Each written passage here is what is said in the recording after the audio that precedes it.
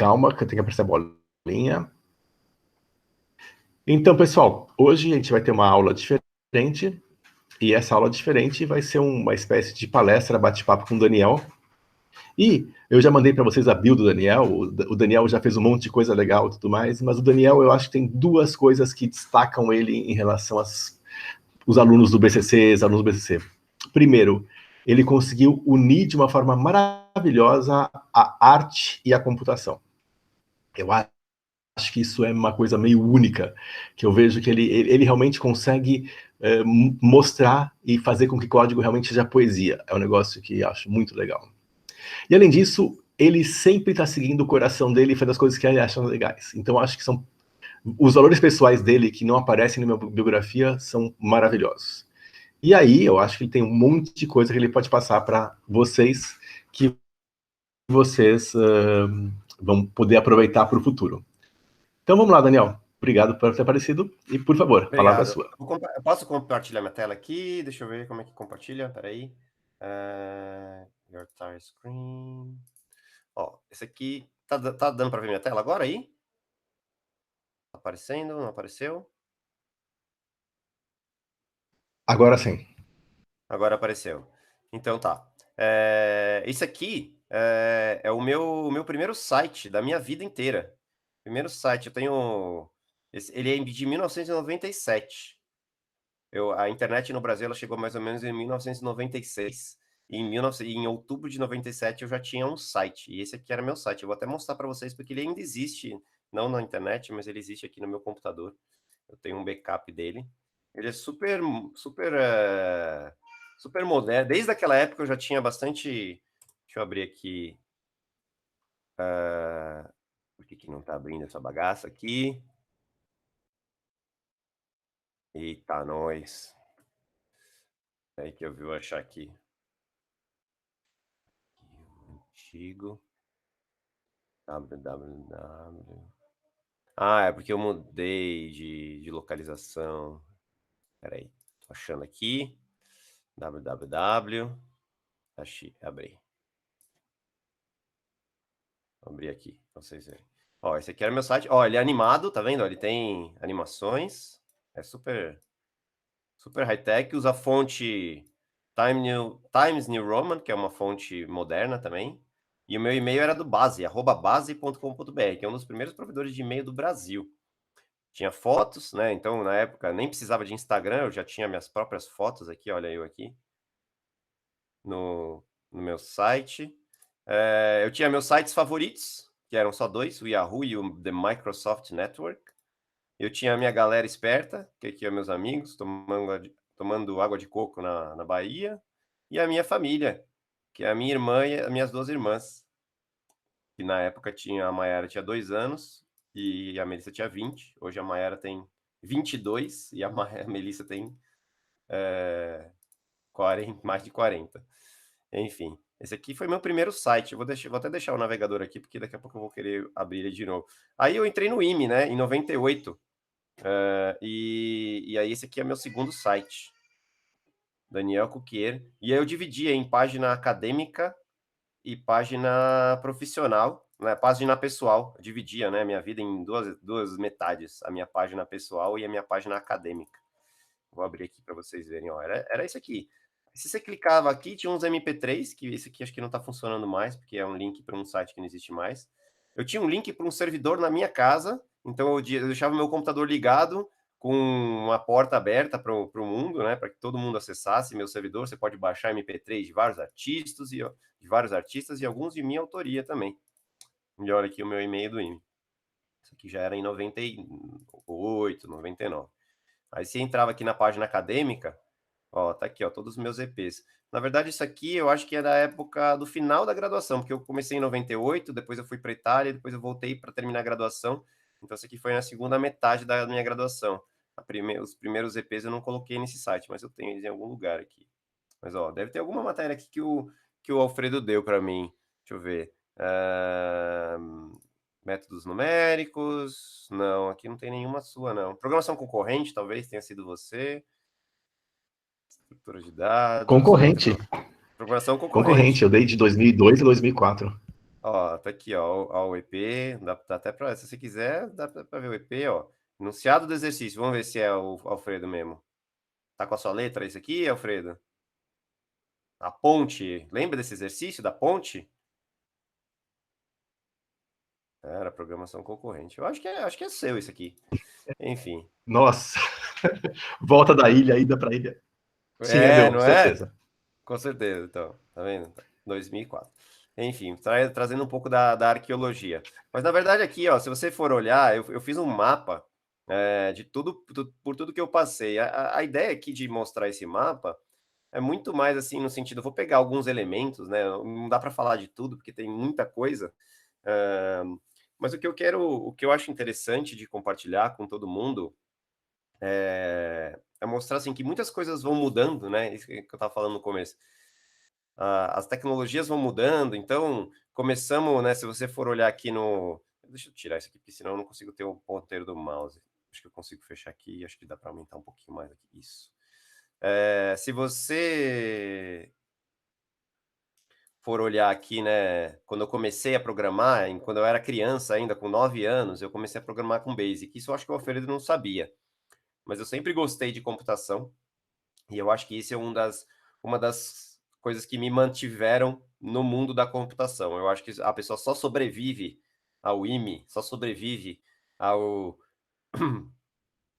aos estresses da vida do computeiro se ela gosta muito daquilo, né? E eu sempre gostei muito de programar, de linguagem, de matemática, enfim, de todas essas coisas.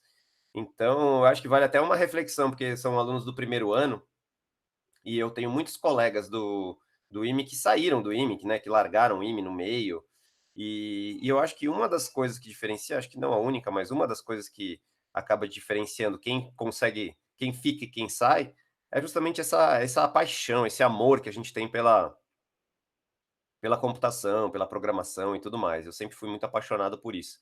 Então, se você não tem amor por tudo isso, se você não, né, não tem aquele gosto pessoal, não pelo Alfredo, mas pelo contexto todo aí, pela computação, né? O Alfredo, o Alfredo, o Fábio Con, a gente tolera, mas o assunto mesmo a gente tem que ter muita paixão, né?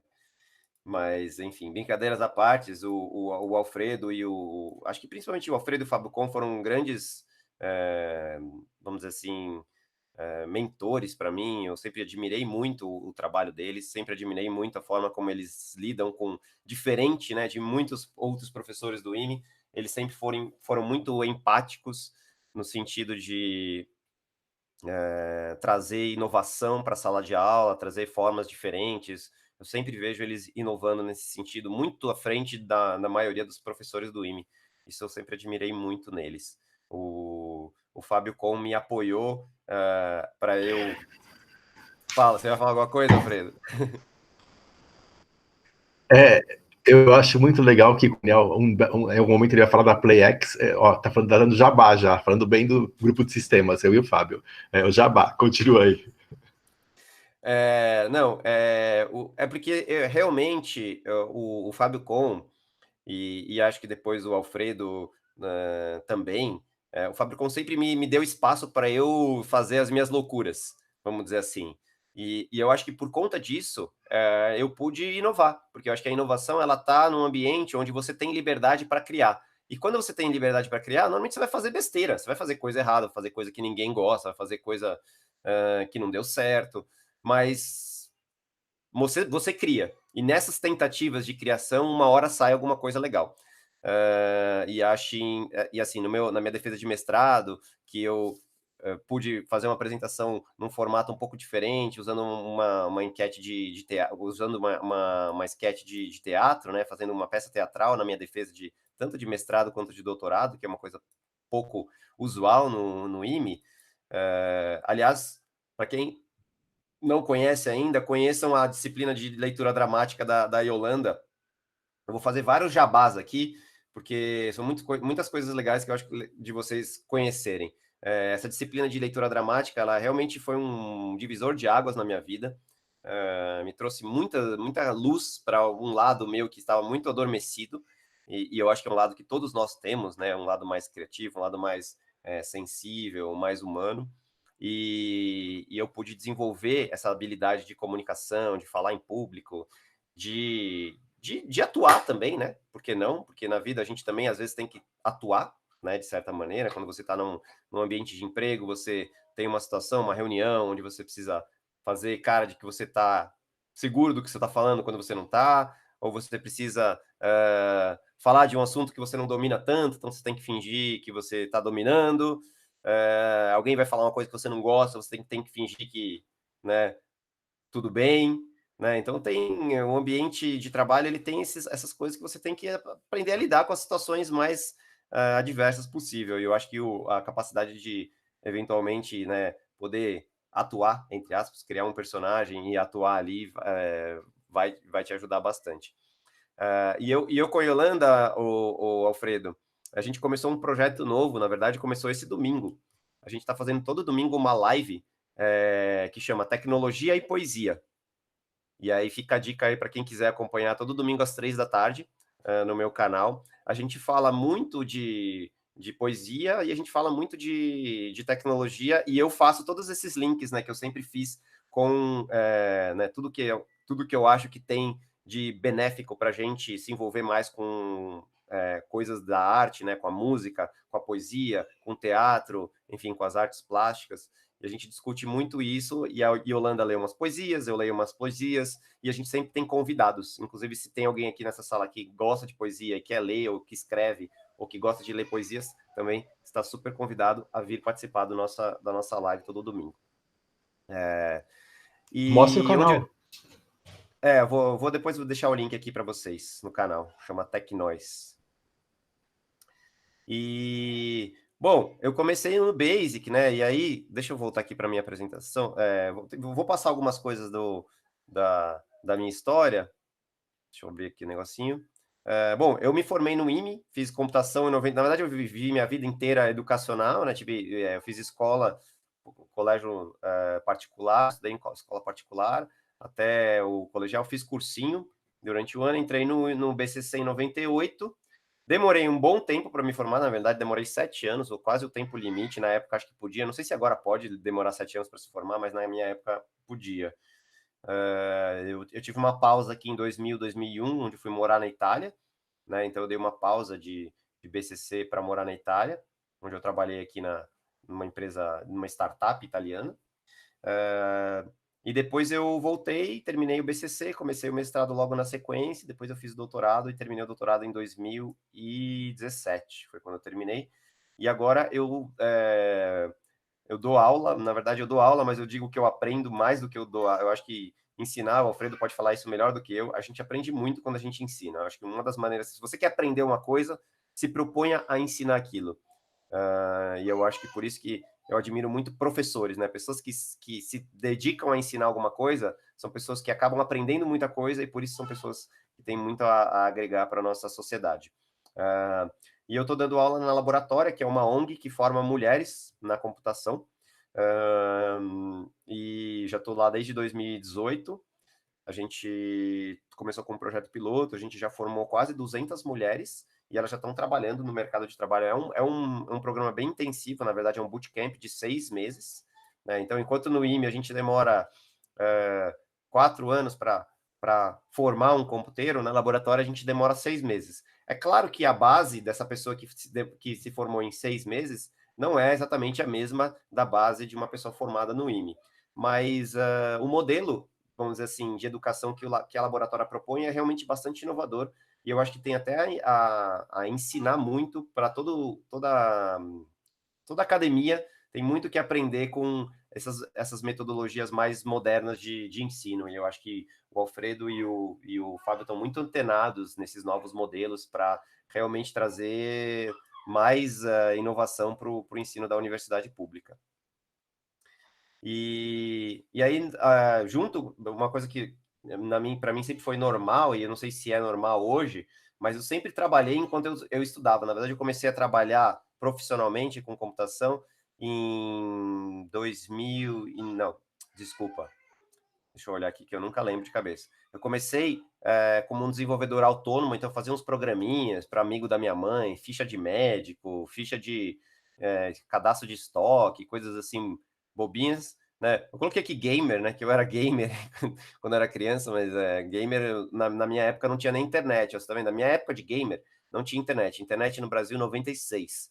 E como é que vocês devem ficar se perguntando, como é que você jogava sem ter internet, né? Era um negócio meio solitário mesmo, você ficava lá em casa jogando sozinho.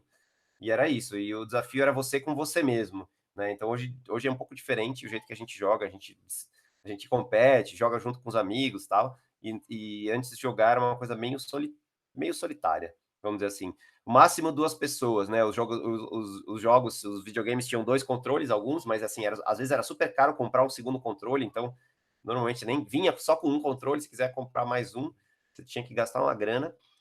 Acho que é assim até hoje, se bobear, né?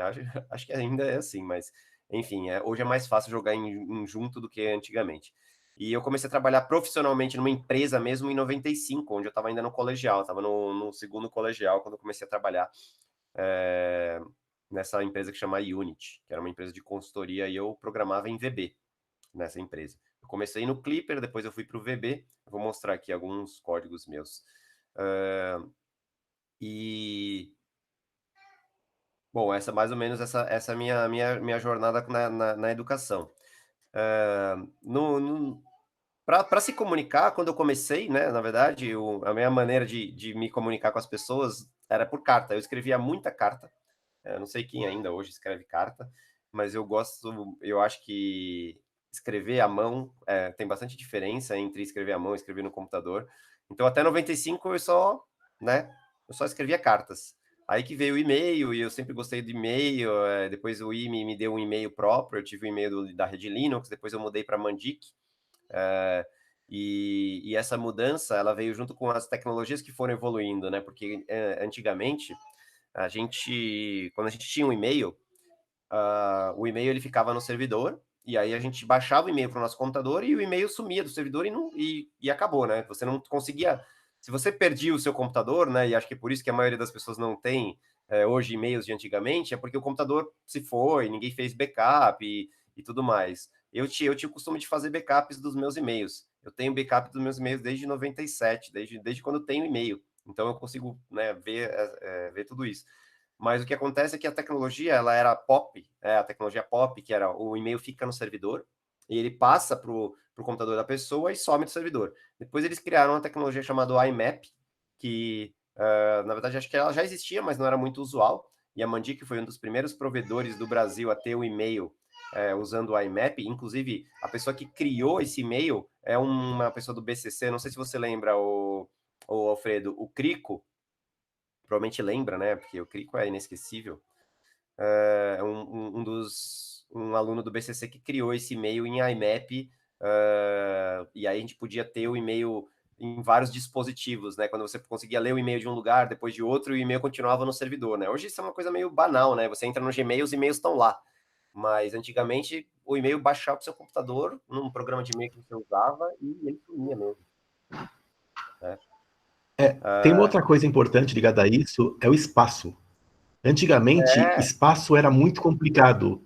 Eu lembro, por exemplo, que quando eu tinha conta na rede IME nessa época, tipo de 92 a 94, todos os meus arquivos eu compactava, porque senão eu ia estourar minha cota. E eu A tô falando gente em tinha cota na compactar Regime. código-fonte. Tinha cota na Regime, é verdade. Eu lembro. Então, por isso que o e-mail a gente não guardar, era complicado de guardar, porque espaço era caro. Se falava em espaço em megabytes. Era diferente, outra época. E aí, bom, o chat, na verdade, eu comecei a usar um chat, eu não sei se o Alfredo chegou a usar, né? Mas esse chat aqui, ele chama RTP Texto. Na verdade, ele era uma tecnologia que foi desenvolvida pela Telesp, e você usava o telefone, você ligava para um número, né? Tinha um modem que você conectava na televisão, e esse modem ficava naquela televisão de tubo gigante, e aí você podia ter esse terminalzinho aqui de, sei lá, ele era colorido, até tinha acho que 16 cores, e você conseguia fazer chat nesse negócio aí. Eu não tinha computador nessa época, mas eu tinha um amigo meu que era muito, muito rico, porque só pessoas muito ricas tinham computador nessa época, e eu ia na casa dele brincar desse negócio de fazer bate-papo e ficava falando merda nesses chats aí, né? Porque, tipo, imagina que eu era criança, devia ter 10 anos, e ficava nos chats, provavelmente não tinha nenhuma criança usando esse negócio, a não ser eu e meu amigo, que era milionário. Aí depois veio o MSN, talvez alguns de vocês já tenham pego o tal do MSN. Essa aqui é a tela do MSN. Ó, tem até uma abinha aqui de Orkut, que também era uma rede social que eu usei, alguns de vocês talvez tenham passado por perto do Orkut. Depois veio o ICQ. O ICQ ele foi o primeiro grande case de mensagem instantânea, e na verdade ele veio até... esse aqui não é ICQ, não. Esse aqui não é um MSN, não. Esse aqui é o bate-papo do UOL, que veio antes do ICQ, né? O bate-papo do UOL. Antes, para você falar no chat, você não tinha um programa de chat, né? Você entrava num site e conversava. E depois que veio o ICQ, né? O ICQ, sim, foi o primeiro programa, vamos dizer assim, para o público em geral, que tinha conversas em, né? Tipo um chat, tipo o WhatsApp, que a gente hoje é natural, mas... e aí você podia botar offline, era essa florzinha aqui. Aí depois, sim, veio o tal do MSN, da Microsoft, e o ICQ foi perdendo um pouco de espaço. Depois, hoje ele ainda existe, por incrível que pareça, ainda existe, mas acho que ninguém mais usa, né? E aí, eu vou mostrar um pouquinho aqui umas coisas interessantes. O sistema operacional, o primeiro sistema operacional que eu usei, é o MS-DOS. E eu vou entrar aqui vou abrir aqui para vocês, ó. Eu tenho um MS-DOS aqui instalado na minha máquina. Deixa eu aumentar aqui para vocês conseguirem enxergar. Vamos ver aqui. Ó, esse aqui é um terminal do MS-DOS, ó. Ele funciona. Se eu dou um dir, ele lista os diretórios. Tá vendo? E aí era isso que a gente tinha, né? Não tem, o terminal do DOS tem os próprios comandos que eu não lembro, provavelmente não lembro mais nada, mas eu lembro que tinha alguma coisa com esses negócios aqui que você tinha que configurar. E aí, se digitar Win, quando você entra, ele entra no Windows. E esse aqui é o Windows. Esse aqui é o Windows 3.0, na verdade. Então, nossa, o mouse aqui tá horrível. Não tô conseguindo andar com o mouse aqui. Por algum motivo ele tá...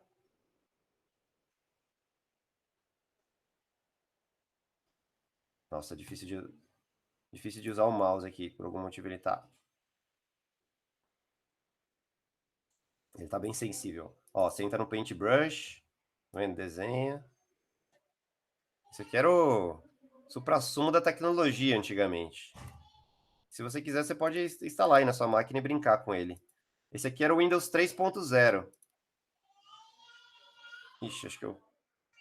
Então, deixa eu abrir o 3.1. Aí, esse aqui já era o Windows 3.1, que era quase a mesma coisa, na verdade. Eu acho que o Windows 3.1... Vou aumentar um pouco a janela aqui. Acho que é por conta desse ajuste aqui de tamanho que ele meio que se perde no mouse. Comecei a programar nessa interface aqui, ó. Olha, ele fez até barulhinho. Não sei se vocês chegaram a ouvir o barulho, mas tem um barulhinho. Ó, painel de controle. Ó, tem joguinho também. O mouse tá bem sensível. Ó, tem a Solitária. Ó, esse é o primeiro jogo famoso, né? O famoso Campo Minado. Não sei quem aqui já jogou esse jogo. Se vocês quiserem, vocês podem instalar tudo isso aqui. Eu vou deixar depois o link para vocês instalarem na máquina de vocês e brincarem com esse sistema operacional. Tudo isso aqui não tinha internet, tá? Isso aqui era tudo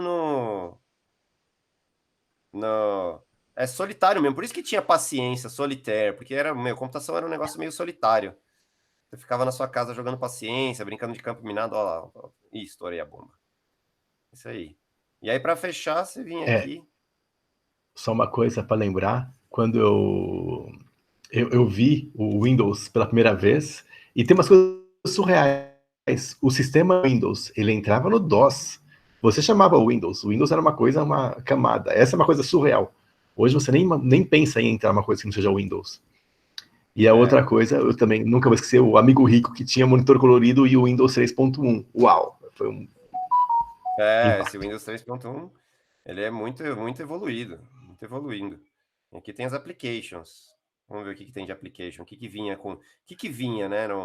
Vinha um painel de controle. Vinha essas aplicações que... Ó, o Microsoft QBasic. Tudo isso aqui não serve para nada, tá? Ninguém consegue fazer nada com isso aqui. Abre o computador hoje, você abre isso aqui, você não consegue fazer nada, né? Esse negócio de rede aqui não vai funcionar. Você tem basicamente você jogava paciência. Era a única coisa que você podia fazer no computador naquela época, jogar paciência, né? Para você instalar um programa aqui, você tinha que pegar um disquete. Ó, você tem um recorder. Escrever texto funcionava. O Write, escrever texto, foi o antecessor do Word, funcionava bem. O Notepad para fazer código, dá para se virar. Dava para brincar, né? Esse é o Windows. Esse é o Windows. Esse é o Windows 3.1. Aí veio o Windows 95 e depois o 98. Deixa eu abrir o Windows 98, que aí já é uma coisa mais. Isso aqui é quando eu entrei no IME, tá? Aí já era um pouco mais moderno, o Windows 98. Aí ele já entrava direto no Windows. Tá vendo? Já tinha essa cara um pouco mais. Já entrava direto, já. Vamos lá.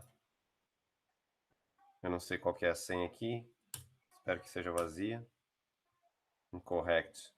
Boa. Mas acho que eu posso sair sem senha, ele vai entrar de qualquer jeito. Olha lá. Olha lá. Ficando a musiquinha aqui, não sei se dá dando.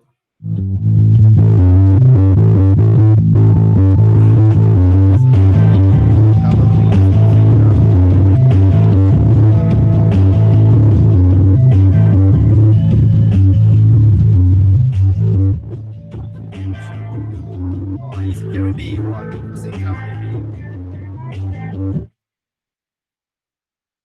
no e-mail. Aí não vai funcionar, porque você tem que ter o MSN Access. Aí esse aqui é o Internet Explorer, que eu não sei nem que versão que é, provavelmente deve ser a 5, ou a 4, ou a 2. Né? Esse aqui é o Internet Explorer. Esse é o primeiro navegador, primeiro protótipo de navegador. Olha que coisa maravilhosa. Não consigo, só tô com dificuldade por causa do mouse. Deixa eu ver se eu tirar esse modo. Deixa eu botar full screen, vamos ver o que acontece. Puta, mas aí ele foi lá pra. Peraí, que ele foi pra tela errada. Deixa eu tirar ele daqui e botar ele. Botar ele aqui. Ih, mas ficou muito pequeno, né? Não dá pra ver, né? Tá muito. É porque esse monitor aqui. Ele é a retina, então ele meio que tem uma resolução. Silence full screen. Scale mode. Deve ter algum jeito de fazer o mouse funcionar que eu não tô conseguindo. Mas enfim. Esse aqui era o Windows 98. A gente tinha mais coisas, né? Deixa eu clicar aqui no menu Start. Aqui que começava tudo, né? Aí você tinha os programas. Tinha esse Windows Update, que era um jeito dele, né? Agora, nessa época já começou a ter internet, embora a internet ainda era discada. Aqui, ó. Programas. No fundo não mudou nada, né? Vocês podem ver que do Windows 3 para o outro, continua as mesmas. A única diferença é que agora tinha Internet Explorer. Então você tinha internet. Essa era a grande diferença dos sistemas operacionais anteriores. Mas eu comecei nesse computadorzinho aqui, ó, monitor verde. Esse aqui foi meu primeiro computador, um TK3000. E aí, se você for olhar o hardware, eu até puxei umas fotos de hardware. Hoje em dia é muito interessante, porque a gente compra o computador, ele já vem meio pronto, né, Alfredo? Ninguém abre mais o computador. Antigamente eu montava a minha própria máquina, né? Todos nós montávamos nossas máquinas. A gente comprava o processador, comprava a placa-mãe, comprava os pentes de memória e montava. Isso era uma coisa meio normal, assim, sabe? Não era. Computador era uma coisa para pessoas. Não era uma coisa para pessoas normais, era só para pessoas malucas. Hoje todo mundo tem um computador, tem um celular, mas era assim, você comprava a placa e ia montando, então você conhecia o que tinha dentro, né? Hoje em dia a gente nem sabe mais o que tem lá dentro. E aí a gente consegue ver que como a complexidade das placas foi aumentando, né? Olha o tamanho, né, que a gente vê dos componentes e tal, né? Começa bem grande, né? Eles são bem, vamos dizer, parece bastante coisa, mas você vai olhando as próximas gerações, você vai ver que ela vai ficando cada vez mais complexo, as placas mães vão ficando cada vez menores, né? Os conectores, né? O PCI, né? Que antes era assim, aí passou a ser assim, menorzinho, né? Aqui era um padrão mais antigo, que eu não lembro o nome, agora esse aqui virou PCI, né? Que é Esse aqui já é um Pentium 2, já é uma placa-mãe de um Pentium 2. Depois vem um Pentium 3, né? E aí a placa começava a ficar menor, mas com mais coisas, né? Ela tinha os componentes bem pequenininhos. E aí essa aqui é uma placa de hoje em dia. Hoje é isso aqui que a gente vê numa placa-mãe, né? Com poucas coisas, mas um slot processador praticamente ocupando praticamente 90% da placa. E aí eu vou falar um pouquinho agora de, mídia, né? A gente usava, né, fita cassete, eu comecei gravando programa em fita cassete. Depois a gente passou para disquete, tudo isso, coisas que vocês não passaram, mas é interessante você pensar que para você gravar um programa, demorava, tipo, sei lá, 10 minutos. Então você escrevia o programa e você não tinha, na verdade, inicialmente você não tinha onde gravar, né? Muitas vezes na minha vida eu programei, né? Quando eu comecei a programar no Basic, depois que você desligava o computador, o programa ia embora. Acabou. Então você tinha que aproveitar ele enquanto ele estava. Então eu fazia o joguinho lá, jogava 2 vezes. Eu passava tipo 2 horas programando o joguinho, comprava uma revista na banca, pegava o programa que tinha na revista, copiava, e depois de 2 horas e vários paus, né? Que eu não sabia muito bem como arrumar, mas uma hora eu conseguia, o jogo rodava. Aí você jogava 10 minutos e aí desligava o computador, acabou. Ou seja, eu passava mais tempo programando o jogo do que jogando o jogo. Porque, né? Então acho que talvez por causa disso que eu peguei o gosto pela programação, porque eu gastei muito mais tempo programando o jogo do que jogando o próprio jogo que eu fiz, e que era aquele joguinho simplesinho, tipo. Só uma coisa interessante, a exemplo da fita cassete aqui, essa fita cassete era nosso disco rígido. Conta um pouco sobre isso. Você passou E por aí isso? que então, aí que acontecia? Depois que com um pouco mais de tempo, surgiu os gravadores de fita, né? Que você podia pegar o programa que você fez e gravar na fita. Então você gravava, e aí depois, quando você desligava o computador, ligava de novo, você fazia um load, né? Você dava um load, e aí ele carregava o código que estava na fita para o computador, para você não ter que digitar o programa inteiro de novo, né? E assim, demorava 10 minutos para gravar um programa e 10 minutos para ler. Então, imagina você hoje vai começar a programar, terminou de programar, aí você vai gravar o seu EP, você vai esperar 10 minutos para ele gravar. E depois, quando você desligar o computador e ligar de novo, você vai ter que esperar 10 minutos só para ele ler um programa, né? E era isso. Aí depois veio o disquete, que era uma coisa mais moderna. Esse disquete aqui, ele cabia 1.2 mega, né? Era o disco HD, 2 HD, então cabia 1.2 mega. Depois eles conseguiram aumentar um pouco a capacidade para 1.44 mega. Então era esse menorzinho, ele era menor, mas cabia um pouquinho mais, cabia 1.44 mega. E aí, quando você queria instalar um programa no computador, você tinha uma pilha de 10 disquetes, né? Aí depois veio o CD-ROM, e aí depois é que veio a internet, e aí a gente passou a instalar tudo via internet, sem pendrive, essas coisas surgiram mais anos 2000 por aí. Bom, mas vamos passar um pouco aí, que eu já passei bastante tempo falando de aleatoriedades, eu quero falar um pouco de programação. Isso aqui é o Clipper, essa aqui é a primeira linguagem de programação que eu usei. A gente usava um editor no DOS, que era o WordStar, para editar. Depois eu fui para o VB. Então, essa aqui era a interface do VB, era uma interface gráfica, então a gente desenhava a tela, né? Naquela época era super moderno você poder desenhar a tela, então eu desenhava lá os caixas de texto, tudo bonitinho, e aí depois eu tinha os arquivos .bas, que eu ainda ensina o VB na ETEC. Pois é. Que assustador isso. Só deixa eu botar uma coisa interessante. Eu lembro do meu segundo ano, isso foi em 86, que na disciplina que eu fiz, teve que implementar 2 tipos de programa, os EPs. Um EP era fazer um editor de texto. O outro EP era fazer uma planilha eletrônica. E o que foi divertido disso? Um dos alunos da classe fez um editor de texto que foi tão bom, e ele falou assim, vou vender. E começou a vender. Porque o editor de texto que ele tinha feito, por ser em português e ter uns botões diferentes, era vendável.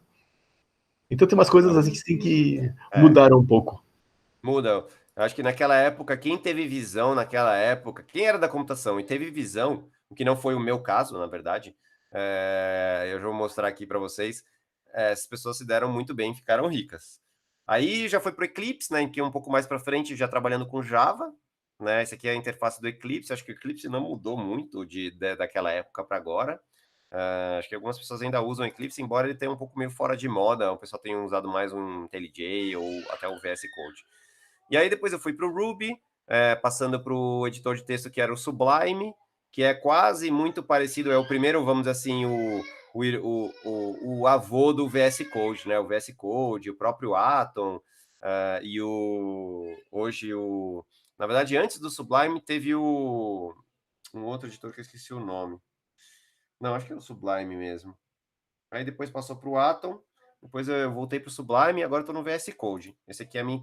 Aí eu passei uma época no IntelliJ, esse aqui é um programa em Scala, e aí já falando um pouco na época que eu estava na PlayX, que era a minha empresa, isso foi em 2013, 2012. Não, 2012 não, desculpa, 2016. 2013, eu já perdi a conta. Tem que sempre olhar aqui, ó, porque eu esqueço, os anos foram passando. PlayX, onde é que foi? Cadê? PlayX. Aqui. 2014, 2015. E aí aqui, esse é o mais moderno, isso é o que eu tenho feito muito hoje, né? JavaScript, um pouco de PHP e usando o VS Code, que é o meu editor favorito no momento. Mas, desde 2005, escrevendo testes, né? E a prova disso é que eu dei uma palestra sobre JUnit no IME. Tá aqui, ó, um dos meus sites. Cientista, ator, músico e profissional, tá vendo? Esse era meu site no IME. Isso é só o começo.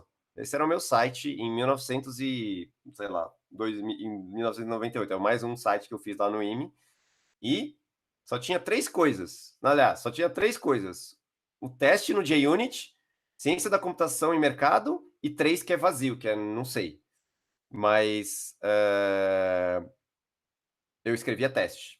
E acho que uma das coisas que eu aprendi a fazer no IME foi escrever teste, e é uma das coisas que eu levo até hoje. E por incrível que pareça, em 2020, você entra nas empresas e muita gente ainda não faz teste, o que é um grande absurdo, na minha opinião. Bom, uma última mensagem.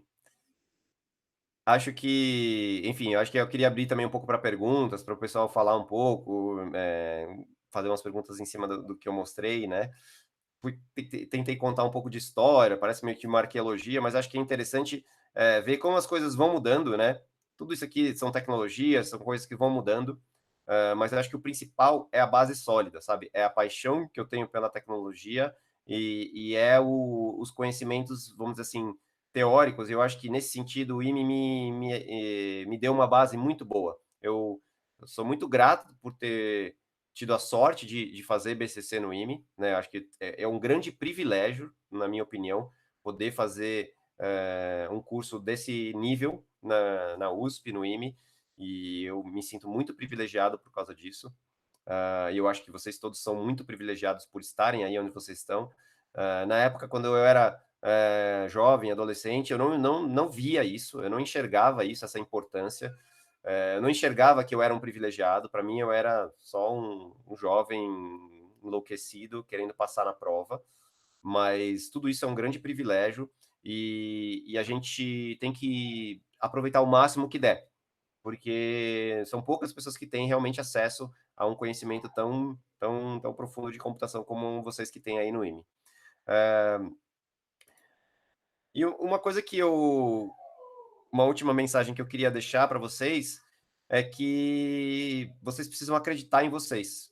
Eu acho que algumas das coisas durante a minha vida, eu acho que tiveram momentos em que eu acreditei em mim, e todo momento que eu acreditei em mim, a coisa andou e foi para frente e eu evoluí.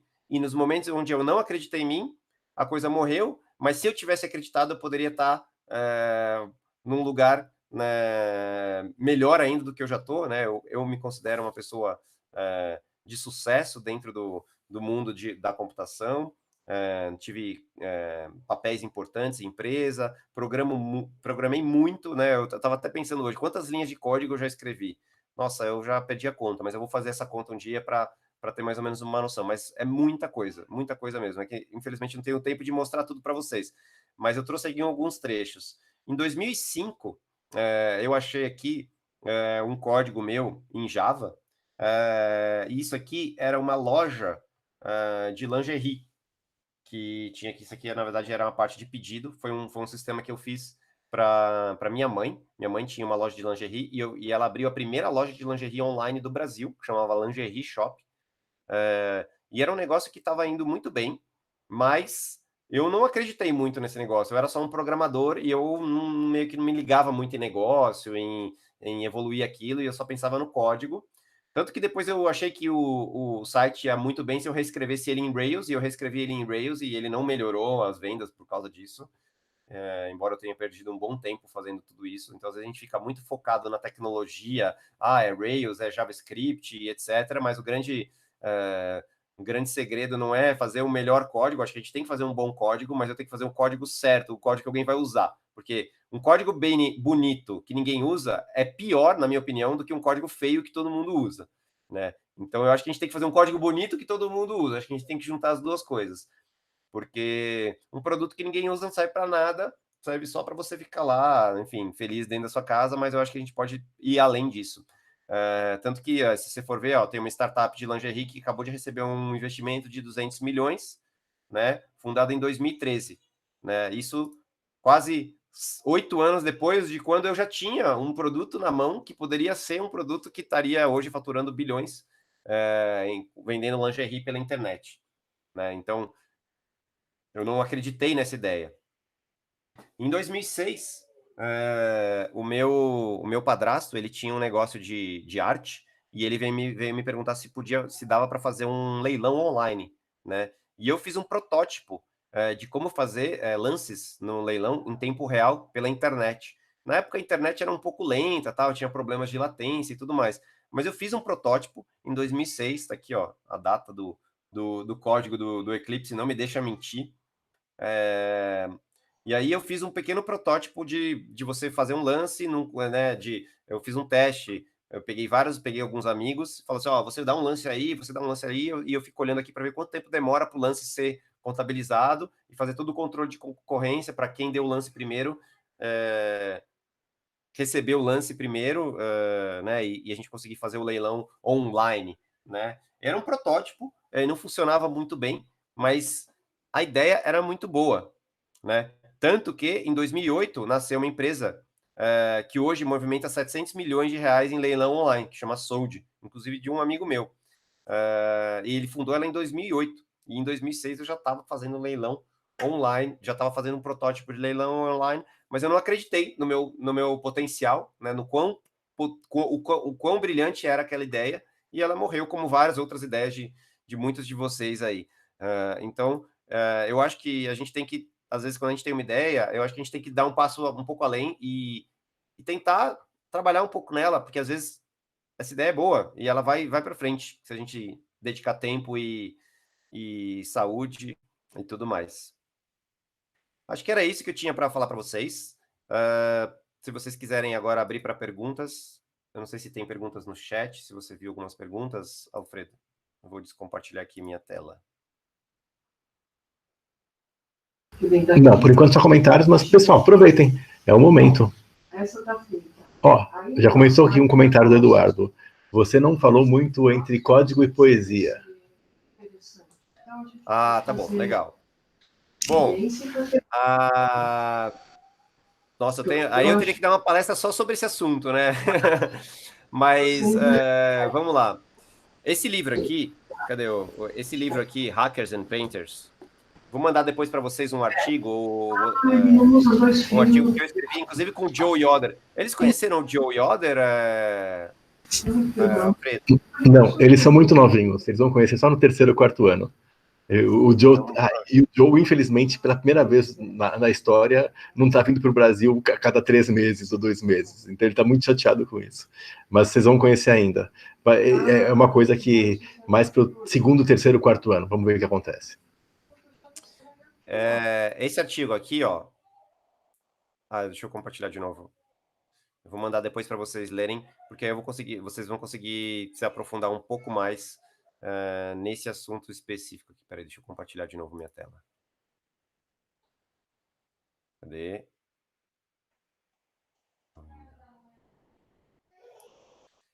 Esse artigo aqui, que eu escrevi em 2011,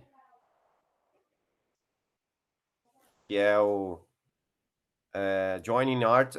Na verdade, o título do artigo mudou. Essa aqui está uma versão antiga. É The Artist in the Computer Scientist, né? E aqui eu tenho um capítulo onde eu falo sobre poesia. E aí eu queria trazer só um exemplo do que eu acho que do que eu falo um pouco no artigo, que é o seguinte: para você falar com o computador, né? Se você falasse com o computador, né, do tipo assim, computador, me ordena essa lista em ordem alfabética e falar assim com ele, me ordena esses nomes em ordem alfabética. Hoje, é óbvio que a gente tem algumas coisas reconhecendo voz e tudo mais, mas ainda assim a gente não consegue conversar com o computador e pedir para ele fazer tudo o que a gente quer, né, só falando a nossa língua. Provavelmente o computador ele não vai nem entender o que você está falando. Na verdade, assim, se ele entende porque tem um programa de computador que está transformando aquilo que você está falando nos bits e bytes lá do computador. O computador mesmo, né? Ele não entende muito o que a gente fala. Ele simplesmente entende zeros e uns. E isso vai continuar durante um bom tempo, né? Enquanto o computador quântico não vira moda. Então, assim, para você falar com o computador, você tem que escolher. Você tem uma limitação muito grande de quais coisas você pode falar para o computador para ele entender, né?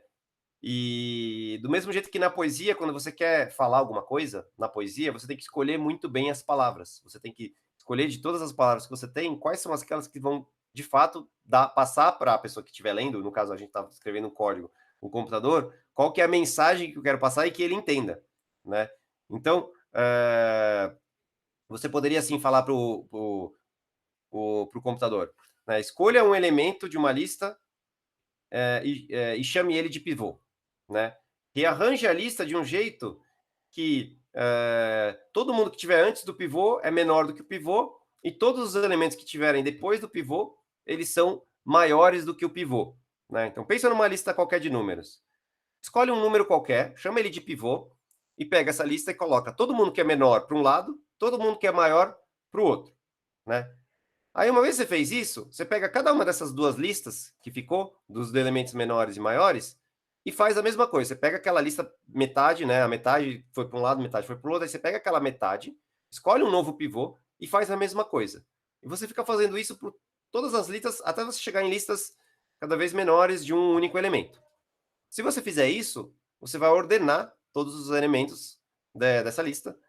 E na verdade, você vai estar aplicando um algoritmo que chama Quicksort. Não sei se vocês provavelmente vão aprender ele em Mach 122, né? Imagino. E se você explicar isso para uma criança, ela vai entender, ela vai seguir esses passos. Se você explicar esses passos para uma pessoa, ela vai entender e vai fazer essa ordenação, né? Assim como eu expliquei aqui para vocês entenderam a ideia. Mas se eu mostrar isso aqui para vocês, né? Esse código aqui, não sei se está dando para ver. Está dando para ver aí? Acho que sim, né? Sorte, abre e fecha, sorte. Tanana. Se eu mostrar isso aqui para vocês, provavelmente vocês não estão entendendo nada do que isso aqui está fazendo.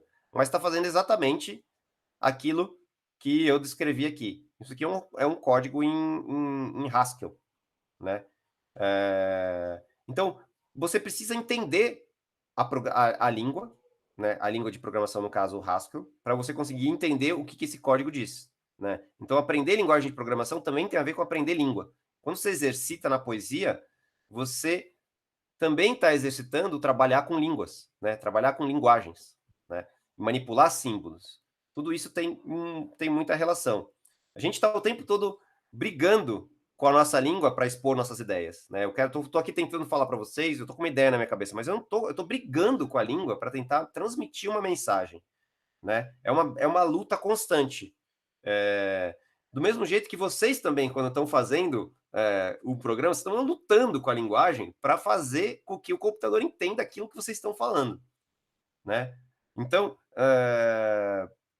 é quase como uma mágica você conseguir juntar esses vários símbolos para fazer com que o computador de fato faça o que você quer fazer, né? Isso, para mim, é muito mais arte do que né? Tá muito no campo da arte, da criatividade. Eu preciso ser criativo o suficiente para conseguir combinar esses comandos para que o computador de fato faça aquilo que eu quero fazer. Então tem um lado muito criativo aí.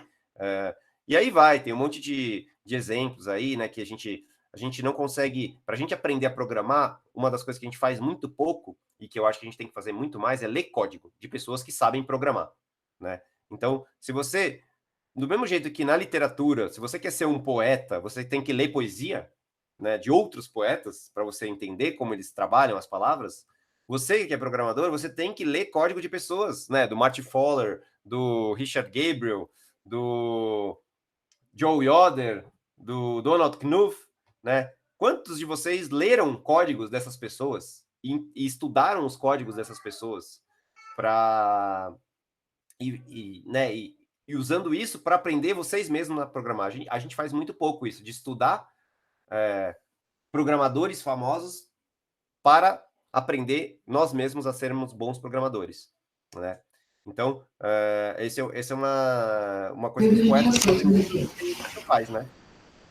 Só completar aqui, eu achei muito legal. Primeiro, o exemplo que você colocou foi em Haskell. E fica realmente muito bonito. Eu acho que as pessoas aqui... Vamos lá. Uma das minhas propostas nessa disciplina, antes da pandemia, duas linguagens. Porque eu achei que, olha, não para de uma linguagem só, o que é isso? Vamos aprender duas linguagens. E uma que seria funcional. E aí seria Haskell. E aí... você já tinha elegido Haskell? Já. Não sabia. E tá vendo? Puta, estamos sintonizados. E olha que código bonito esse aqui. Não, é maravilhoso. Você olha e fala assim, que bonito. Então, você subiu a barra. Eu não ia dar quicksort para eles. Vou ter que dar quicksort agora. Não, mas tá aqui, tá pronto, não precisa fazer mais nada. Esse quicksort não tem como ser melhor do que isso, né? Não tem como você implementar um quicksort de maneira tão bela quanto essa. Não tem mais o que fazer. É tão simples que não dá nem graça, né? O problema é que com a pandemia a gente teve que parar um pouquinho de ir muito além, e a gente só ficou em Julia. Mas, pessoal, só olhem esse código aqui, tá bem bonito. Vocês veem que é isso? São chamadas recursivas.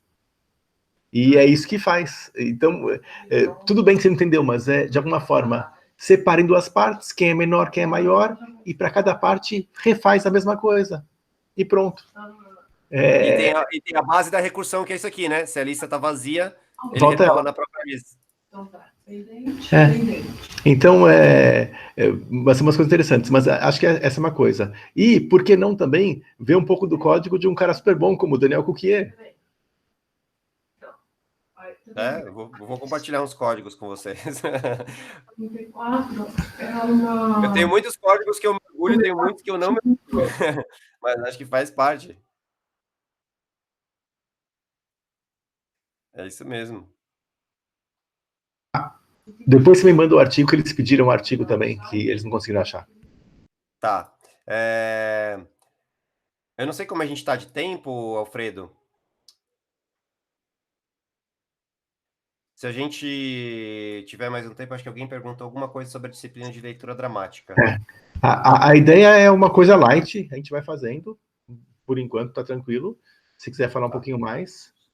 Mas fala de leitura dramática, acho que é importantíssimo deixar claro que o Carlinhos já falou para eles na primeira pré-aula, mas acho que vale a pena. Primeira pré-aula. Eu acho que o Carlinhos eu sei que ele sempre fala, porque acho que o Carlinhos foi um dos idealizadores, né, dessa disciplina de leitura dramática. Basicamente, o que é a disciplina? A gente tem a oportunidade, acho que no dia a dia da computação, a gente trabalha muito com lógica, né, com um lado muito frio, né? Nosso lado muito frio, que é a matemática, a razão, tudo muito preto no branco. E o que acontece na vida real é que nem todas as situações são preto no branco, nem todas as situações são lógicas, e a gente precisa aprender a lidar com essas situações também. Lidar com as emoções, lidar com as frustrações, entender o nosso corpo, sabe? Olhar para o nosso próprio corpo.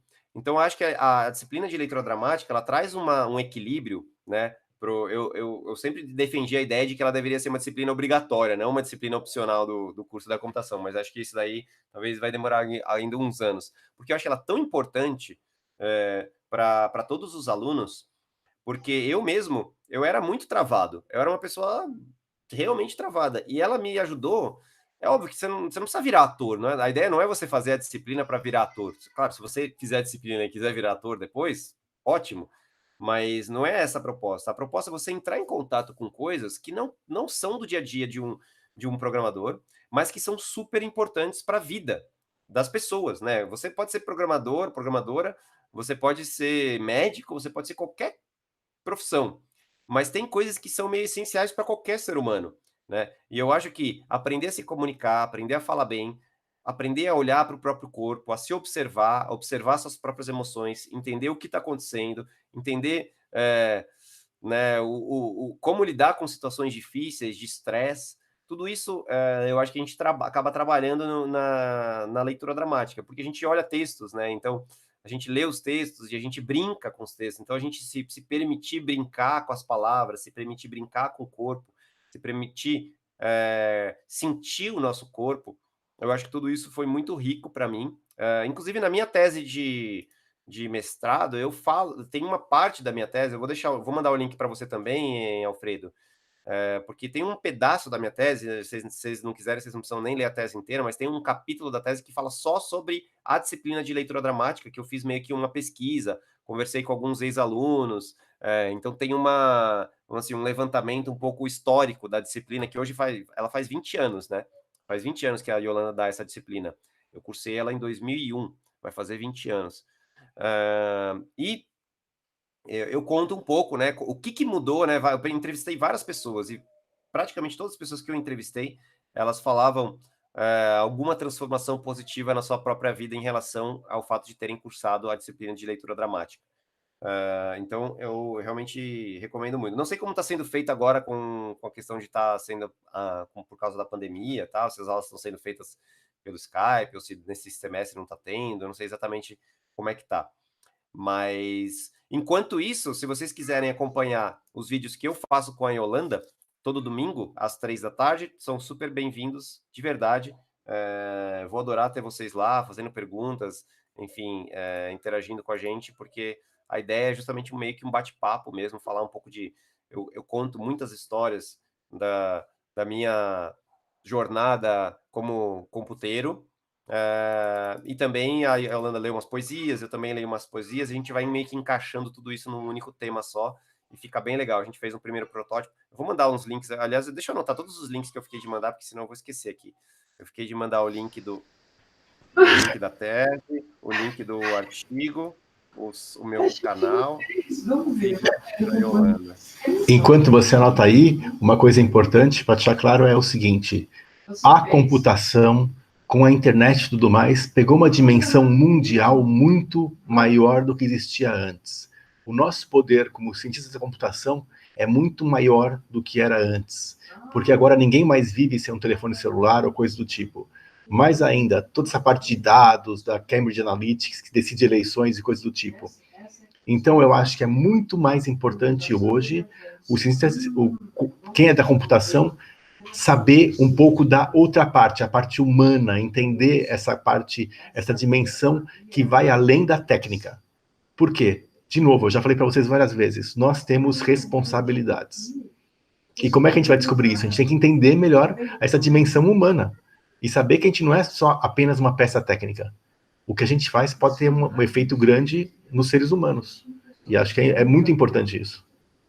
Teve até uma discussão recente, né, de um artigo, né, técnico de alguém que fez um programa em Python e aí o programa era ruim, e isso impactou na pesquisa. Isso, né, às vezes a pesquisa que a gente faz, se ela não chegar a uma conclusão, né, vamos dizer assim, certa, correta, isso pode impactar a vida de pessoas, né?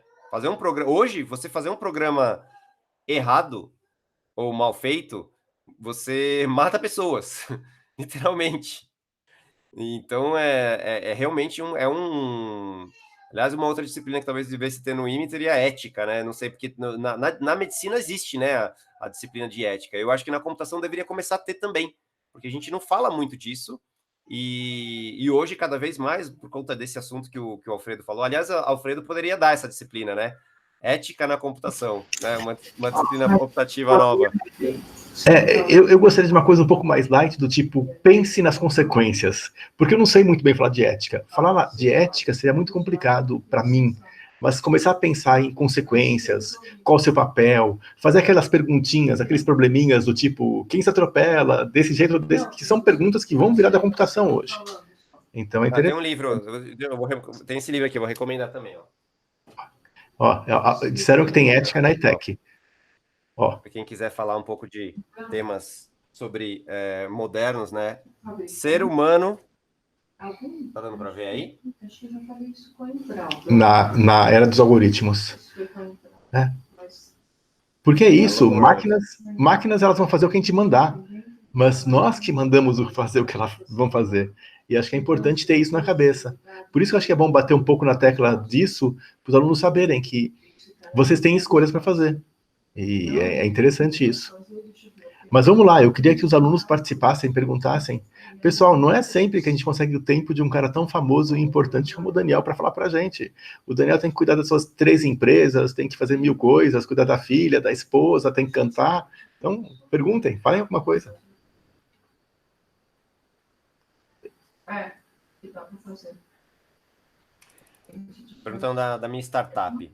Tá, vou falar brevemente então da PlayX, que é a minha startup que eu, na verdade, não estou mais no dia a dia dela, né? Eu fundei a PlayX em 2015 e fiquei 6 anos na PlayX, na verdade, até o começo desse ano. A PlayX é uma plataforma de inteligência de dados para o mercado da música. Então, o que a gente faz? A gente captura dados de consumo de música em várias redes, né, tanto em rádio, então a gente ouve rádios, a gente criou um algoritmo de áudio fingerprint para ouvir rádios, e a gente identifica as músicas que estão tocando nas rádios, a gente conecta com serviços online, Spotify, Deezer, YouTube, SoundCloud, enfim, todas as plataformas digitais. A gente captura os dados também de consumo dessas plataformas e a gente vende essas informações para agentes do mercado da música. Então, se você é um artista, se você é uma gravadora, se você é um produtor de show e quer saber como que seu artista está indo, o desempenho do artista, onde pode ter uma nova oportunidade de negócio, quais são as cidades que aquele artista pode vender um show com mais facilidade e tudo mais. Então, a gente vende essas informações. A empresa evoluiu bastante, né, nos últimos 5 anos, nos últimos 6 anos, foi desde que surgiu. E a gente tem clientes hoje como a Rede Globo, o YouTube é nosso cliente, Warner Music, Universal. Então, praticamente todos os agentes importantes do mercado são clientes da PlayX. A gente oferece relatórios, dados em tempo real, todas essas informações. Inclusive, tem pessoas do IME que trabalham lá. O Guto Mota. Você conhece o Guto Mota, Alfredo? Você lembra dele? Guto Mota? Acho que ele é muito novo. Não ring a bell, não, esse. Então, é um developer, inclusive, uma pessoa muito, muito legal, que ele é músico, inclusive, e ele acabou indo trabalhar com a gente na PlayX, por conta de uma dessas aulas que eu dei na USP, a gente se conheceu, e foi uma aula que eu dei na disciplina do Gerosa de engenharia de software, e foi uma aula que eu fiz especificamente para falar de arte e computação, né? É uma aula que eu dei na disciplina de engenharia de software. E aí eu cheguei para alguém e falei assim, alguém aqui, né? Eu levei o violão, né, na, na disciplina e cantei uma música. E aí na conversa perguntei se alguém ali tocava também, e o Guto levantou a mão e falou: eu toco, eu gosto de compor. Falei, então toca uma música aí sua pra gente. E o mais curioso é que ninguém da sala sabia que o Guto era compositor e que ele tinha músicas próprias, né? E aí foi ter que ser o Daniel Cuquier para ir levar um violão para fazer com que os próprios colegas daquela pessoa conhecessem uma coisa que ele faz e que ele ama muito, que é a música. Depois ele conseguiu juntar, né, a música com o trabalho, e hoje ele está trabalhando na PlayX, está super feliz. Quando eu saí da PlayX, ele foi uma das pessoas que meio que assumiu um pouco o meu papel lá. Por razões pessoais, eu acabei decidindo sair da empresa. Eu continuo como sócio dela, mas eu não estou mais atuando no dia a dia. Então, basicamente, isso que a gente faz. Vou deixar aqui o site para vocês, playx.com. Vocês conseguem entrar lá, dar uma olhada.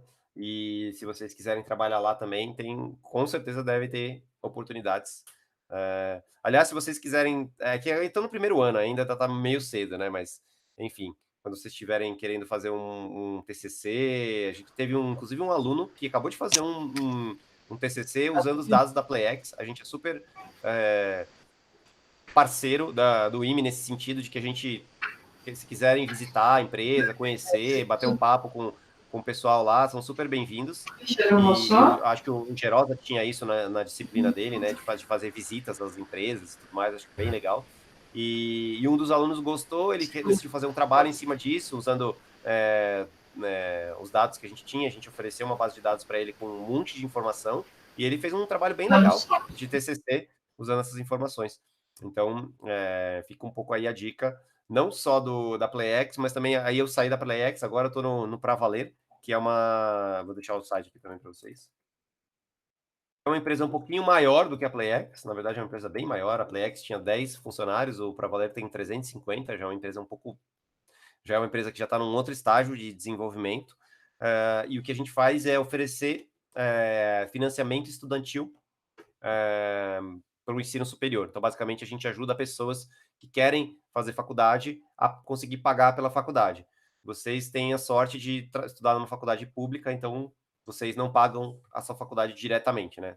Alguém está pagando o curso que vocês estão fazendo. Mas muitas pessoas não têm esse privilégio de poder ter o seu ensino superior pago. Então, as pessoas têm que pagar o seu próprio ensino. Muitas delas não têm emprego, muitas delas não têm renda. Então, a gente criou um produto que ajuda elas a conseguir pagar num tempo um pouco maior, né, fazendo um financiamento, uma parceria com a instituição, com a faculdade que paga uma parte, subsidia uma parte dos juros, e a gente consegue oferecer ensino para essas pessoas.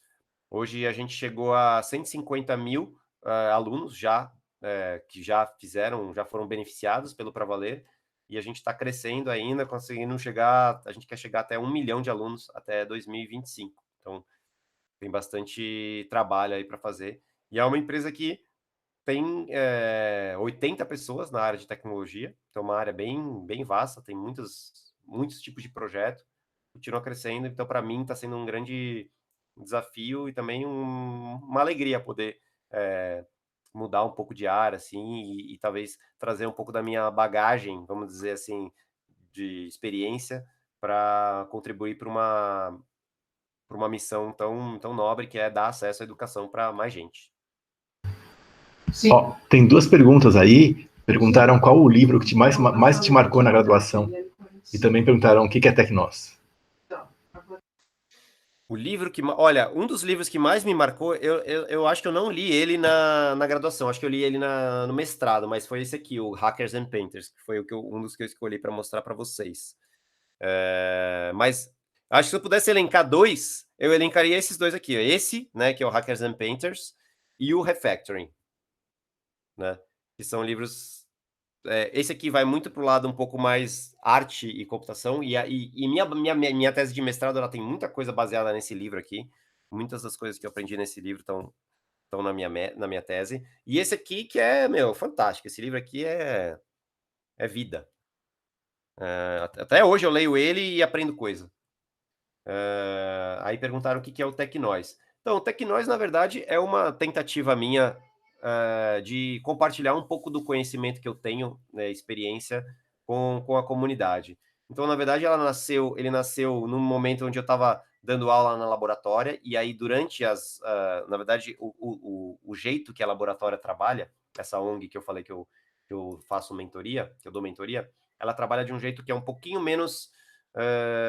não tem muita aula. Na verdade, a grande verdade é que quase não tem aula, né? A gente tem poucas oficinas, assim, de meia hora, coisa muito rápida.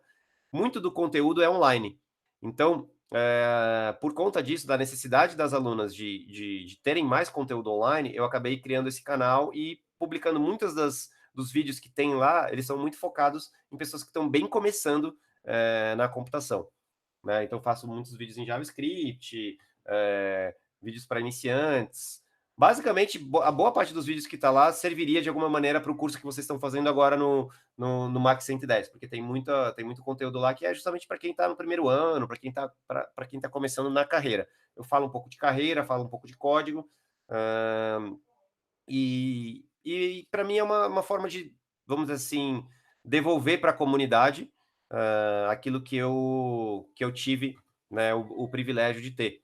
Então eu compartilho, eu não tenho nenhuma meta de ficar rico, de ganhar milhões de seguidores e tudo mais, mas eu gosto de fazer os vídeos, e aí eu vou fazendo conforme eu vou tendo tempo, e às vezes eu tenho um assunto que eu quero falar, em vez de eu falar só para aquela pessoa, ou para aquele grupo de pessoas, eu faço um vídeo e eu acabo falando para um grupo um pouco maior e tendo um pouco mais de impacto nas mensagens que eu acredito que são importantes para as pessoas. Então, é sobre para? Mas, ó, muito legal. Eu adorei todo o conteúdo. Eu acho que ouvir pessoas que sabem programar falando é uma coisa muito especial. E vamos ver se alguém mais tem alguma pergunta. Senão a gente acho que encerra, porque acho que para mim o conteúdo foi lindo, maravilhoso. Eu fiquei super contente. Aquela tabelinha que você mostrou no começo, que deve ter dado um trabalho meio louco para fazer, é uma daquelas coisas que vai ficar para. Você vai poder mostrar isso sempre. Só vai ter que estar atualizando quando tiver os novos telefones celulares ou os novos ambientes e tudo mais. Isso vai continuar evoluindo. O que eu tenho certeza é que tudo vai continuar mudando, né? Então vão surgir novas linguagens, eu vou trabalhar em outras empresas, eu vou mudar de telefone, eu vou usar outro editor. Não tem nada nessa história que ficou estático. Eu acho que isso tende a permanecer assim durante muitos anos, porque acho que a tecnologia é um pouco isso, é mudança. Então, acho que a gente tem que se agarrar em bases sólidas para a gente poder passar de uma coisa para outra sem ser, vamos dizer assim, estremecido. Né? Quem ficou muito preso no COBOL está lá sofrendo no COBOL. Né? Quem aprendeu só conceito de programação e foi mudando de linguagem, foi evoluindo e foi crescendo na carreira, porque a linguagem mudou, mas os conceitos são os mesmos. Então, acho que é sempre importante a gente, né, lembrar disso, né? Que tudo vai mudar, então a gente tem que se basear naquilo que não muda, né? Ou que muda, pelo menos, num horizonte de tempo um pouquinho maior do que 2 anos. Né? Tipo, o celular que muda a cada 2 anos. Enfim, linguagem de programação que a cada 3, 4 anos alguém inventa um novo framework de JavaScript a cada semana e tudo mais. Então, a gente tem que lembrar um pouco disso, de que no fundo tem muita coisa que é efêmero. O João Henry colocou uma coisa interessante, ele quer saber quais são os 3 melhores autores de engenharia de software, principalmente para iniciantes. Essa é uma pegadinha interessante. Olha, os 3 melhores autores de engenharia de software. Pois é. Para iniciantes. Assim, então, por exemplo, o Martin Fowler, esse livro aqui, eu considero um livro para iniciante, tá? Eu acho que ele é um livro que serve tanto para a pessoa que está iniciando, quanto para a pessoa que está bem avançada. Agora, é que eu não sei exatamente o que é... Qual que é o nível dos iniciantes que... Acho que vocês mesmos poderiam eu fiz um vídeo no meu canal sobre refactoring semana passada. Na verdade, semana passada não. Eu fiz o vídeo semana passada, mas eu publiquei ele ontem. Depois vocês dão uma olhadinha nesse vídeo e me dizem se ele tá num nível que tá muito difícil de entender, e aí eu vou chegar à conclusão de que ele não é para iniciante, ou se ele tá dando para acompanhar, então é para iniciante, né? Porque eu acho que os conceitos de refatoração eles podem ser ensinados logo cedo, né? Eu não sei se talvez no primeiro dia, mas talvez logo depois que você começou a escrever alguns códigos, você já consegue absorver isso daí. Do mesmo jeito que esses conceitos aqui do codificador limpo do Bob Martin, o Bob Martin é um excelente autor, gosto muito dele. E acho que vale a pena muito ler os livros dele, porque ele escreve bem, ele é bem, vamos dizer assim, lúdico na maneira como ele ensina. Se vocês forem ver uns vídeos dele no YouTube, eles são bem... são vídeos bem engraçados, ele é um cara bem humorado, né? Ele fala bem. Então, é um cara que é o Uncle Bob, o famoso Uncle Bob, mas também conhecido como Robert Martin. Esses 2 livros são dele aqui. E eu tenho um autor, na verdade, que eu particularmente eu gostaria de indicar, que não é da computação, mas eu acho que é um autor que vale a pena todos vocês lerem, porque eu acho que ele é muito vamos dizer assim, diferente do que a gente costuma ler. Quer dizer, não é tão diferente assim, vai. Ele tá dentro. Muitos amigos meus, pessoas que eu admiro muito na computação, leem livro desse cara, que é o Nicolas Taleb. Não sei se o Alfredo já leu algum livro dele. Vou escrever o nome dele aqui. Nicolas Taleb. E eu tô lendo um livro dele agora, que é o último, que chama Iludidos pelo Acaso, ou Fooled by Randomness, onde ele discute o conceito de aleatoriedade e mostra, né, ele fala muito de... Ele é um estatístico, matemático, filósofo.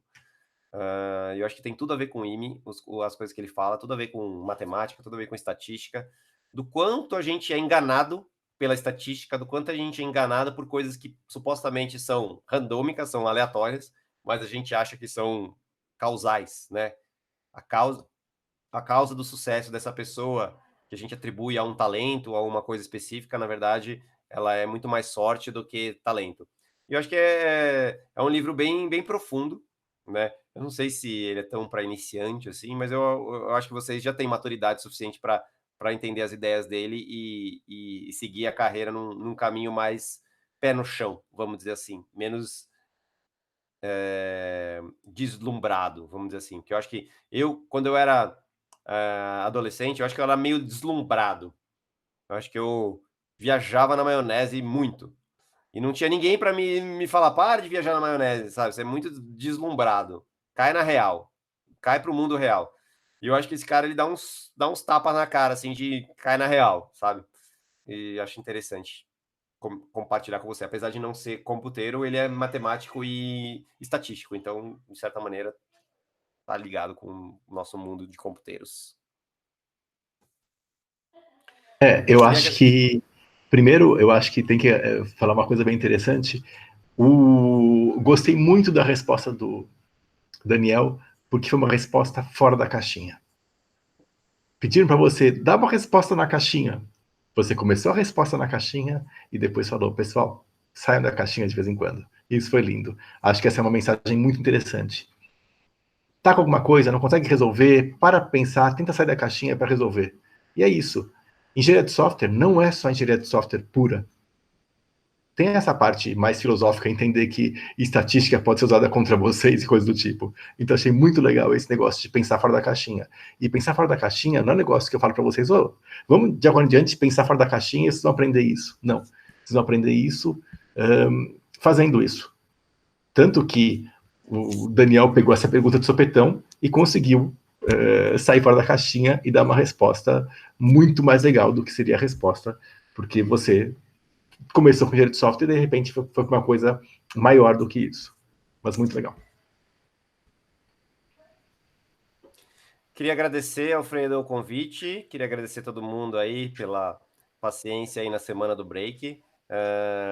E vou deixar aí os links com vocês. E fico aí à disposição, quem sabe numa próxima disciplina, mais para frente, a gente não se fala de novo.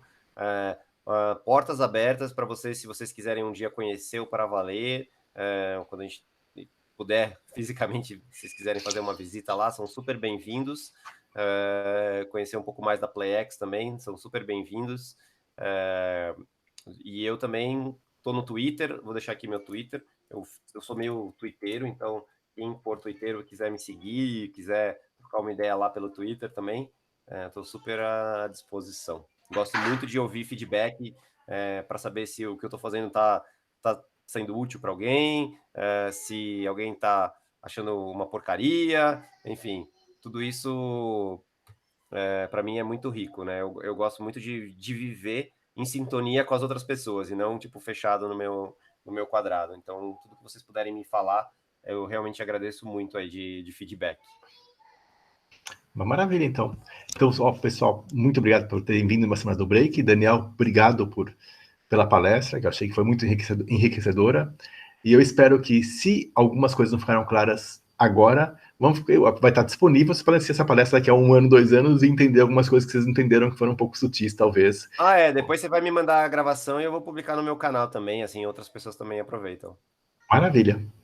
Então é isso, pessoal. Valeu, gente. Professor, muito obrigado. Pois não. Eu acho que tem uma pergunta lá no chat pro Daniel. Opa, vamos lá. Como você faz para se manter atualizado? Você consegue, você segue alguns blogs, canais, autores favoritos e lê sempre que sai alguma coisa? Tá. Bom, primeira coisa, desde que minha filha nasceu, mudou bastante a minha rotina de leitura e enfim, de consumo de informações, né? Talvez o Alfredo é a única pessoa que vai me entender aqui. Não sei se tem alguém aqui que já tem filhos. Tem alguém aqui que já tem filhos na sala? Não, né? São muito jovens. Bem que às vezes acontece, né?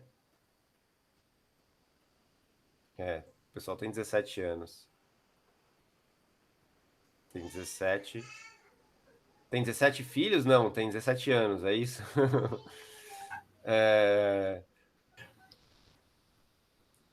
Enfim, então desde que minha filha nasceu, eu mudei um pouco a minha rotina. Eu sempre gostei muito de ler, e eu acho que a leitura ela é uma dádiva. Acho que se a gente puder ler mais, se tem uma dica que eu posso dar para uma pessoa qualquer, putz, leia mais, porque você realmente vai mudar o seu jeito de pensar, você vai realmente crescer como ser humano se você ler mais. E eu sempre fui um leitor meio assíduo, mas eu lia em torno de, sei lá, 5, 10 livros por ano, né? Que era o que eu conseguia ler no meu tempo livre e tudo mais. E desde que minha filha nasceu, eu passei a ler 35 livros por ano, né? E aí você faz uma cara de espanto assim, nossa, mas como assim? Acho que você ia falar que você não tá lendo mais, né? Depois que sua filha nasceu, porque você não tem tempo para nada, e é verdade. A gente não, depois que o filho nasce, a gente tem muito menos tempo livre para fazer essas coisas. Mas o que acabou acontecendo é que eu percebi que por ter muito menos tempo disponível, eu acabei focando muito mais o pouco tempo livre que eu tenho em coisas que eu realmente acho importante. Então, se por um lado eu li 35 livros, por outro, eu não assisti nenhum filme e eu não assisti nenhuma série. Então, praticamente, de verdade, eu estou há 2 anos sem ligar a televisão aqui em casa. E eu não me arrependo, não tenho nenhum arrependimento de ter passado esses 2 anos sem fazer essas coisas, porque eu acho que, pelo menos para mim, elas são coisas que meio que passam o tempo, é legal, é divertido, dá aquela descansada. Mas quando eu comecei a ler, eu passei a tomar um gosto pela leitura, de modo que, para mim, ler também é relaxante. É bem mais, aliás, relaxante do que ver uma série, do que ver um filme. Justamente porque eu comecei a pegar aquilo como uma prática, como um hábito, e aquilo virou um prazer na minha vida. E quando você começa a ler mais, você tem prazer de ler mais, porque você se sente que você está evoluindo, você sente que você está avançando. E acho que essa sensação de estar evoluindo, de estar aprendendo uma coisa nova, é muito útil. Então, eu gosto muito de ler livros mesmo. Eu compro livro físico ou no Kindle. Eu sempre estou lendo um livro físico. Aliás, tem um vídeo no meu canal que eu falo um pouco de tudo que eu faço para ler mais. Técnicas para você conseguir ler 30 livros no ano. E não é difícil. Basta você ter foco e disciplina. Mas é possível. Não é nada assim. Se você dedicar 1 hora por dia, né, você vai dedicar. Supondo que você lê 30 páginas por hora, vamos supor mais ou menos 30 páginas, que é uma velocidade razoável de leitura, não é nem leitura dinâmica. Se você lê 1 hora por dia, são 30 páginas. Se você pegar 30 páginas, né, e multiplicar por 365, você lê todo dia 30 páginas, então você vai estar lendo 10 mil ou quase 11 mil páginas por ano, né? Supondo que um livro normalmente tem umas 300 páginas, então você vai ler uns 36 livros, mais ou menos. Então, né? E aí, óbvio, tem livro que tem um pouco menos páginas, tem livro que tem um pouco mais, mas na média você consegue ler 36 livros lendo 1 hora por dia, o que não é nada demais. Você pode ler meia hora de manhã, meia hora à tarde, enfim. Então eu gosto muito de ler. E em termos de blog e canais, eu fico muito no Twitter, então para mim eu acompanho muito das novidades que acontecem pelo Twitter mesmo. Eu tenho evitado ler jornal, principalmente nessa época de pandemia. Eu acho que para mim não tá, o jornal está sempre girando em cima do mesmo tema, eles querem vender mais notícias, então aquela coisa meio que só polui nossa mente, deixa a gente ansioso e nervoso, porque cada merda que o presidente faz é uma coisa a mais para você ficar ansioso. Então, eu tô evitando ler jornais. Eu tomei como regra que eu vou ler jornal no máximo uma vez a cada 3 dias, assim, só para dar uma olhada. E eu sempre olho rapidinho e já paro de olhar, porque eu sei que aquilo tá me consumindo minha emoção e não é muito bom. eu gosto muito de conversar com as pessoas. Eu vou muito em evento de tecnologia, embora agora a gente está também na pandemia, então eu acompanho um podcast, acompanho o podcast do Hipster, que inclusive o fundador do Hipster é um aluno do BCC, que é o Paulo da Kaelon, que é um canal muito legal também. E acho que é isso, basicamente Twitter e ler livros. Eu uso um aplicativo que chama Goodreads. Não sei se vocês conhecem, mas ele é meio que uma rede social de leitura. E aí você vai gamificando sua leitura, você vai botando quantas páginas você já leu, você vai acompanhando o que seus amigos estão lendo e tudo mais. E aí eu meio que fico olhando assim o que as pessoas estão lendo, aí eu entro na sinopse do livro. Então eu vou me atualizando um pouco por isso, sabe? Eu vou olhando o que tem de novidade e vou lendo coisas novas. Eu gosto muito do Taleb, como eu falei. Eu gosto muito do Noah Harari, né, que é o autor do Sapiens, que é um livro que ficou bem famoso mais recentemente. O cara é muito bom, escreve muito bem. Acabei de ler, acabei anteontem, as lições para o século XXI, muito bom também, adorei. É muito bom, realmente muito bom. O cara escreve bem. Um outro autor que eu gosto muito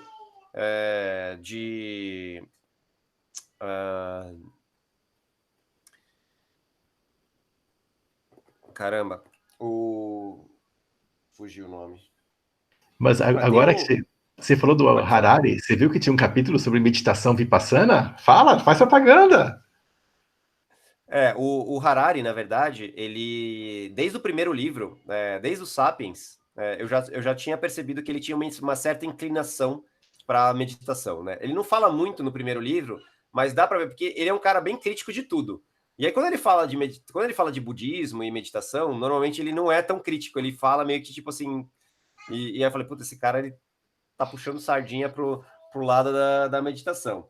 E ele dedica o segundo livro, o segundo ou o terceiro, na verdade, ao meu mestre, que é o Goenka. Ele dedica o livro ele aprendeu a meditar com o mesmo mestre que eu. Eu achei muito curioso isso. E o último capítulo do livro dele, basicamente, a conclusão do último livro é: vai meditar. É o que vai salvar o mundo. Eu achei muito curioso. Mas é bem isso mesmo. Mas aí eu posso fazer uma outra palestra sobre meditação, que aí é um outro tema, né? A gente deixa para outra ocasião, mas acho que foi bem legal. E foi bem legal, que acho que foi um bate-papo relaxado. No final, eu e Daniel falamos muito mais que todos os outros, mas acho que foi legal, então acho que valeu. Então é isso, pessoal. Então é isso. Acho que a mensagem que o Daniel passou também é tipo, faz o que você gosta, seja feliz e tudo mais. O Daniel é um cara feliz, sejam felizes. É isso que é muito importante. Então, tem mais o Eduardo, que é a rede social de leitura. O pessoal agora não... Goodreads. Mas qualquer coisa, manda as perguntas para o Alfredo, depois eu respondo, né, em outro momento eu posso responder as perguntas. Mas é isso aí, pessoal. Então, tem alguém que tem que cuidar da filha e tudo mais. Obrigado novamente. Foi muito legal. E quando quiser aparecer, avisa. Então é isso. Ótimo. Obrigadão. Tchau, gente. Falou. Grande abraço.